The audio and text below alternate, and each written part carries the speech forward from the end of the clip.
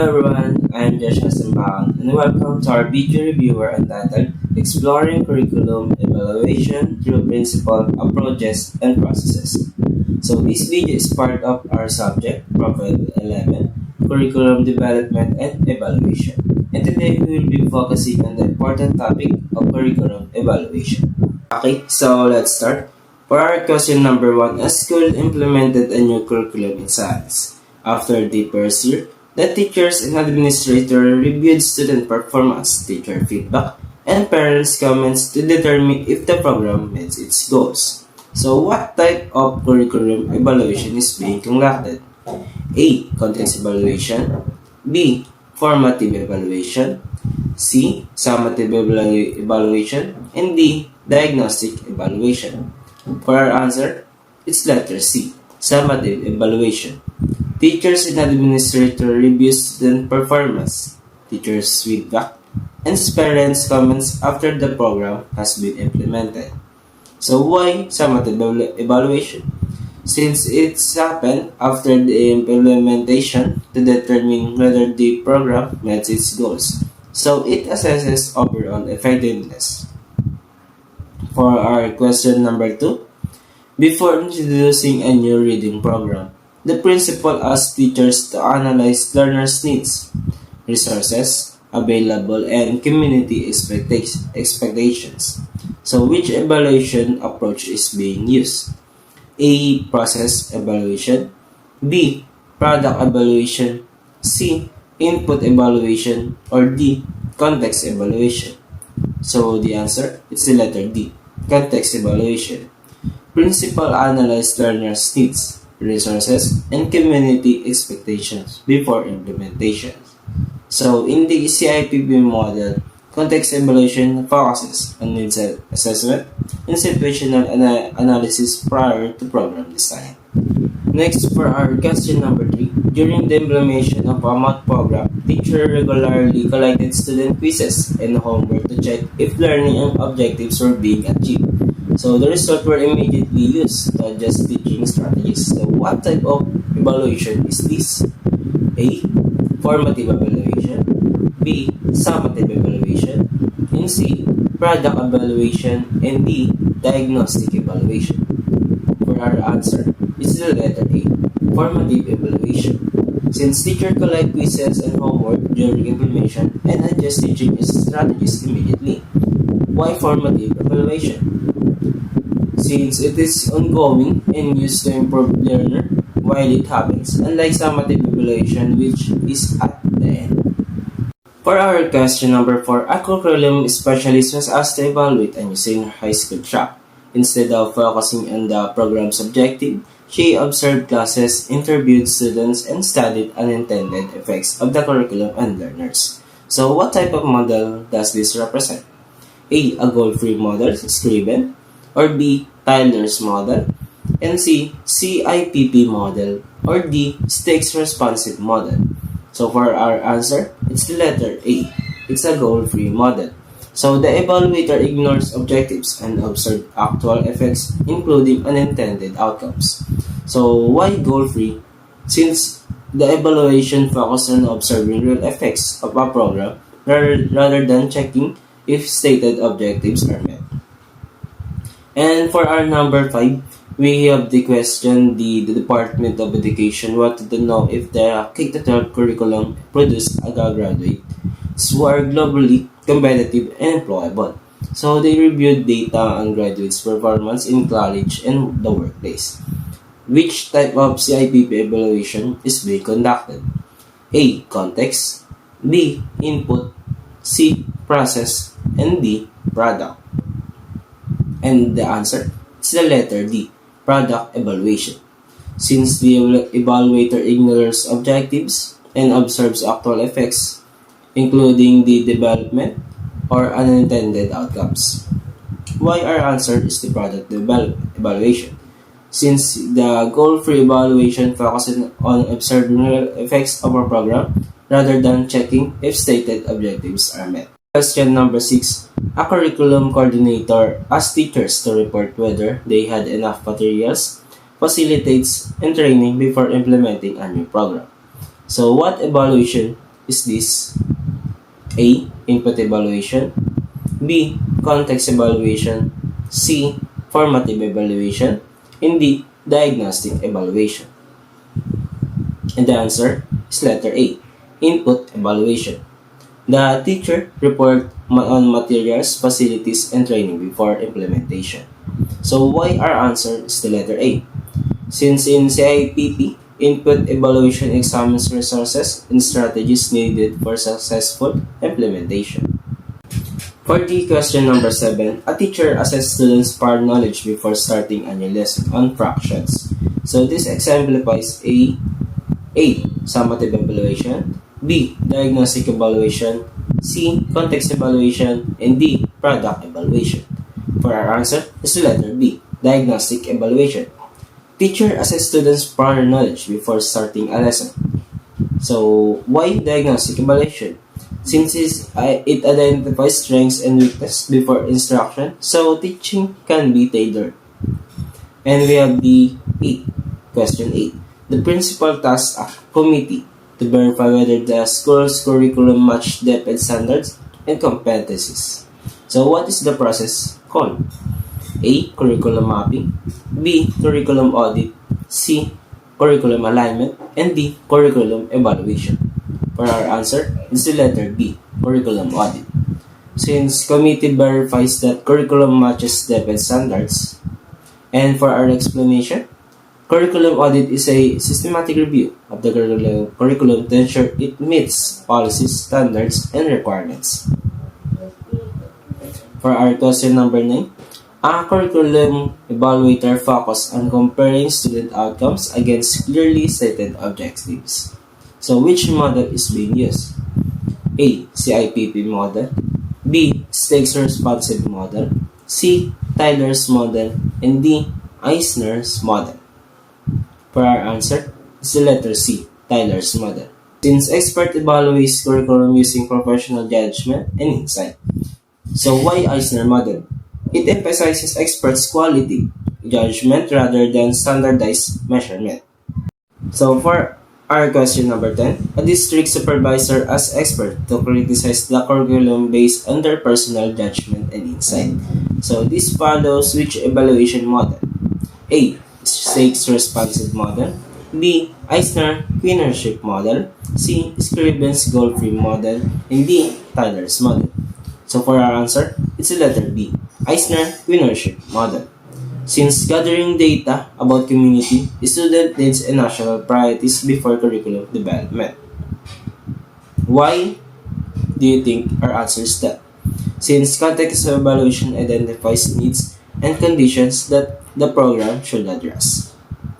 So for our question number 11, before developing a new curriculum, the school gathered data about the community, students, needs, and national priorities. So this stage reflects A. Input evaluation, B. Context evaluation, C. Product evaluation, and D. Process evaluation. For our answer, it's the letter B. Context evaluation. Gathering data about community, students' needs, and national priorities before curriculum development. Since the context evaluation identifies needs and conditions that the program should address. For our question number 12, the teacher reviewed their lesson, objectives, teaching methods, and assessment to ensure consistency. A. Curriculum mapping, B. Curriculum alignment, C. Curriculum audit, and D. Curriculum planning.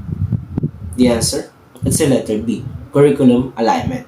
Since teachers check lessons, objectives, teaching methods, and assessment for consistency.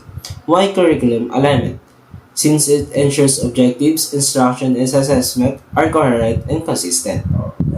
For our question number 13, a grade 5 teacher gave a pretest before starting the unit on decimals to identify the common difficulties. So this example of A. Formative evaluation, B. Diagnostic evaluation, C.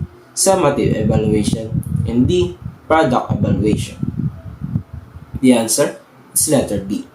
Since the pretest identifies students' difficulties before instruction. So, like question number 7, diagnostic evaluation occurs before teaching to identify learning gaps. For our question number 14, an evaluator asks stakeholders what problems they face in the curriculum instead of relying only on test results. So which model does this represent? A. Stakes responsive model. B. CIPP model. C. Tyler's model. And D. Goal-free model. The answer is letter A. Stakes responsive model.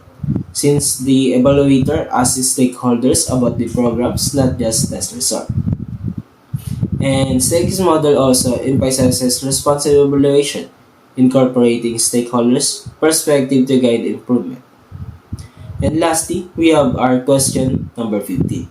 A curriculum review team found that topics in science and math overlap unnecessarily. So which tool likely revealed this? A. Curriculum audit. B. Curriculum mapping. C. Curriculum alignment. And D. Curriculum assessment. The answer is the letter B. Curriculum mapping. Review revealed overlapping topics in science and math. So the explanation for this, since the curriculum mapping visually represents content across grades, subjects to identify gaps, redundancies, and alignment issues. So that's all for the 1 to 15 questions. Now, let's continue to question number 16. Question number 16. An evaluator considered both student grades and their personal experience in school. Which evaluation approach is this? Letter A, quantitative approach. Letter B, qualitative approach. Letter C, mixed method approach. And letter D, goal-oriented approach. The correct answer is letter C, mixed method approach. Now let's find out why it's letter C. The evaluator used both student grades, which is quantitative, and personal experiences, which is qualitative, to assess learning. A mixed method approach combines quantitative data such as numbers, grades, tests, and score, and qualitative data such as observations, interviews, and experience to give a fuller picture. That's why it's letter C, mixed method approach. Question number 17.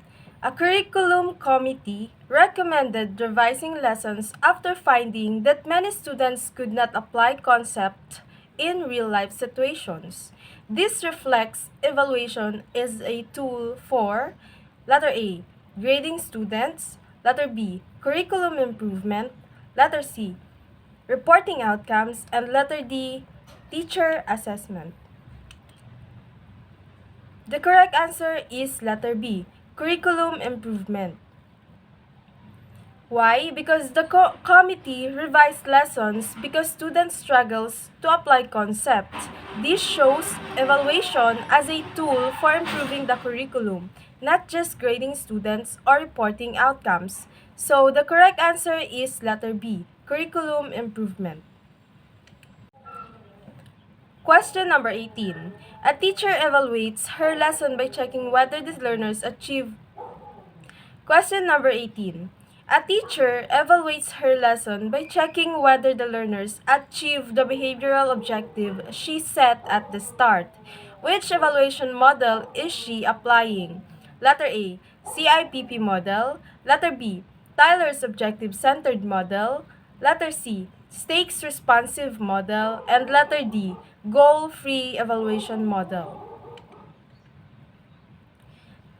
The correct answer is letter B, Tyler's objective-centered model. Why is it letter B? Because the teacher checks if learners achieve behavioral objectives set at the start. Tyler's model focuses on measuring whether predetermined objectives are achieved, making it objective-centered. So the correct answer is letter B, Tyler's objective-centered model.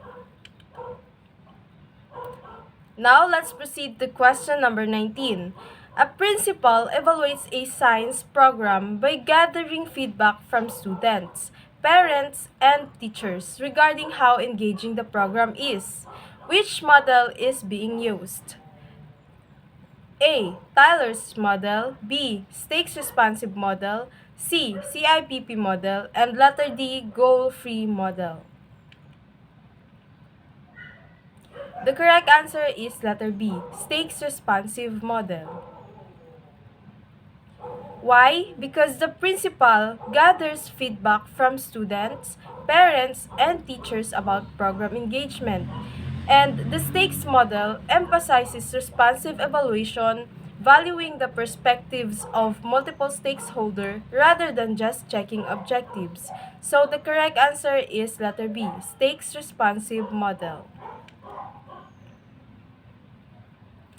For the question number 20, a teacher-researcher documents how students and teachers interact during the implementation of a new teaching strategy.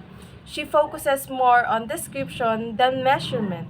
Which model applies? Letter A, stakes responsive model.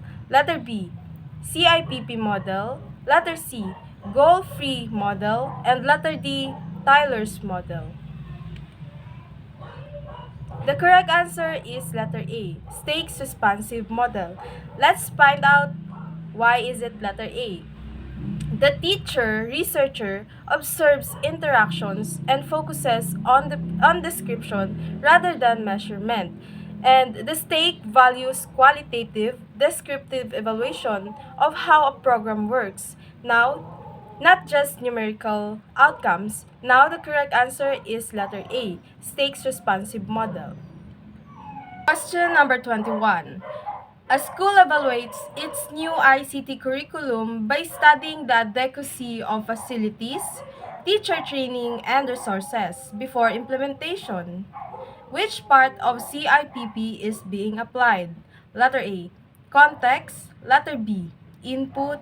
Letter C, process. And letter D, product. The correct answer is letter B, input. Let's find out why is it input. The school studies facilities, training, and resources before implementation. In the CIPP model, context is the needs of learners, and input is the resources, strategies, and plan.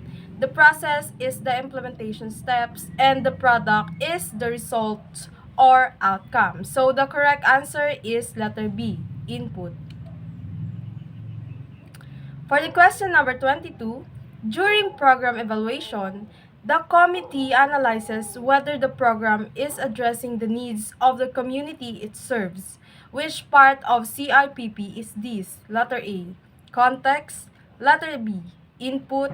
Letter C, process. And letter D, product. The correct answer is letter A, context. Let's find out why it's letter A, which is context. The committee checks if the program meets community needs. And the context evaluation examines the environment and needs to ensure the program is relevant before implementation. That's why it's letter A, context. For the question number 23, a DepEd evaluator checks whether an implemented curriculum meets its objective by administering achievement test. Which model applies? Letter A, CIPP model. Letter B, goal-free model rather. Letter C, Tyler's objective-centered model. And letter D, stakes responsive model. The correct answer is letter C, Tyler's objective-centered model. Why? Because the evaluator measures if the curriculum meets the objective using achievement test. And in Tyler's model, it emphasizes assessing if goals are achieved, which is exactly what administering test does. So the correct answer is letter C, Tyler's objective-centered model. For the question number 24, an evaluator focuses on whether the processes in implementing a mathematics program are followed properly. Which part of the CIPP model is highlighted? Letter A, context. Letter B, input. Letter C, process. And letter D, product. The correct answer is letter C, which is a process. Why? Because it focus on whether implementation procedures are followed. And in CIPP, process evaluation examines the steps of delivery to ensure the program is carried out as intended. So the correct answer is letter C, process. And for the question number 25, a program evaluation committee measures students' gains in reading comprehension after a pilot curriculum is implemented. Which part of the CIPP model is this? Letter A, context. Letter B, input. Letter C, process. And letter D, product. The correct answer is letter D, product. So, when we measure students' gains in reading comprehension after implementation, it is a product evaluation because product evaluation looks at outcomes or result to see if the program is effective. So, the correct answer again is letter D, product. For the question number 26, a curriculum evaluator decides not to read the program objectives beforehand to avoid bias and instead observes its actual impact. Which model is this? Letter A, goal-free evaluation model. Letter B, CIPP model. Letter C, Tyler's model. And letter D, Stakes model. The correct answer is letter A, goal-free evaluation model. Let's find out why it's letter A.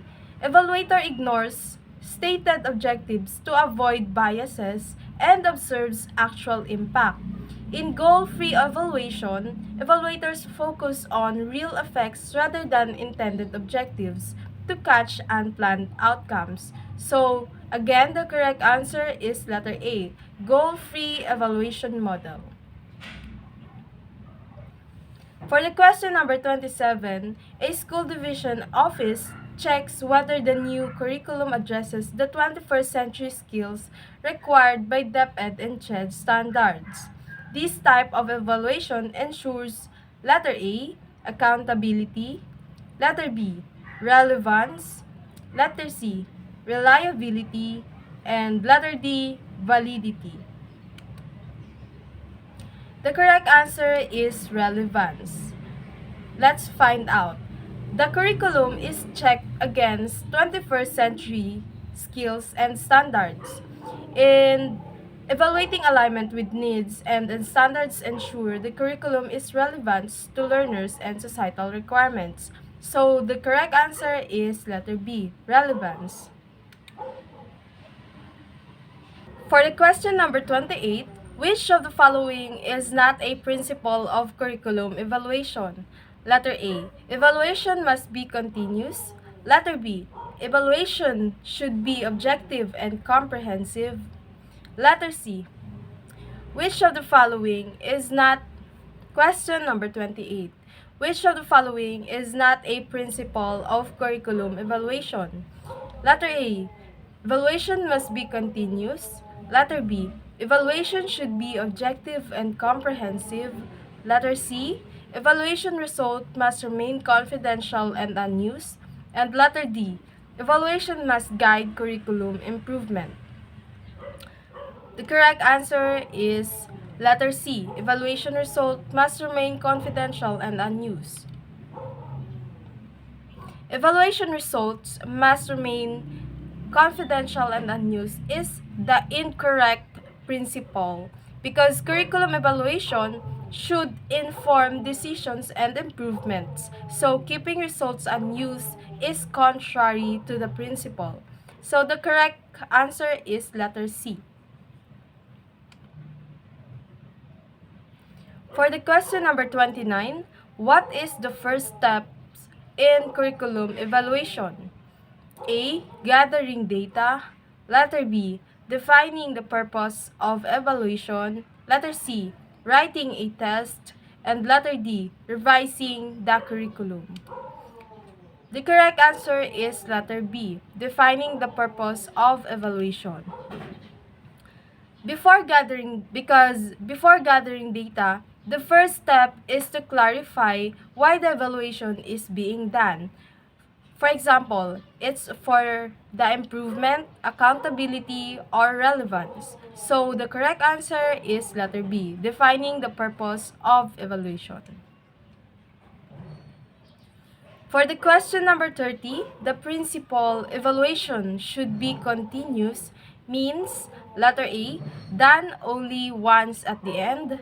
Letter B, conducted at different stages of curriculum implementation. Letter C, performed only by administrators rather. And letter D, based solely on test. The correct answer is letter B, conducted at different stages of curriculum implementation. Now let's find out why the answer is letter B. Evaluation should be continuous means it happens throughout the program, not just at the end, ensuring ongoing improvement. That's why the answer is letter B, conducted at different stages of curriculum implementation.